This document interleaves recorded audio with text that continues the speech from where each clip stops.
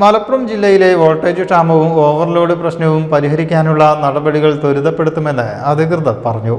ജില്ലയുടെ ചുമതലയുള്ള മന്ത്രി വി അബ്ദുറഹ്മാന്റെ നേതൃത്വത്തിൽ കളക്ടറേറ്റ് ചേർന്ന യോഗത്തിലാണ് തീരുമാനമായത്.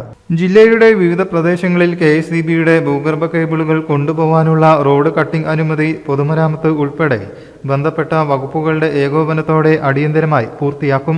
എടയൂർ സെക്ഷൻ പരിധിയിലെ രൂക്ഷമായ വോൾട്ടേജ് ക്ഷാമം പരിഹരിക്കാൻ മാലാപ്പറമ്പ് 220 kV സബ്സ്റ്റേഷനിൽ നിന്നും 11 kV കേബിൾ ഭൂമിക്കടിയിലൂടെ വലിക്കാനായി ബോർഡ് അംഗീകാരം ലഭിച്ചിട്ടുണ്ട്.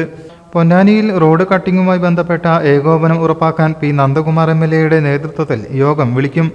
വെന്നിയൂർ സബ്സ്റ്റേഷൻ 110 kV ആയി ഉയർത്താൻ നടപടി ത്വരിതപ്പെടുത്താൻ KPA മജീദ് MLA ആവശ്യപ്പെട്ടു. യോഗത്തിൽ MLAമാരായ KPA Majeed, Abid Hussain Thangal, P Nandakumar, Kurukkoli Moideen, TV Ibrahim, ജില്ലാ collector VR Vinod, KSEB deputy chief engineer ഉൾപ്പെടെ ബന്ധപ്പെട്ട ഉദ്യോഗസ്ഥർ പങ്കെടുത്തു. News bureau, Malappuram.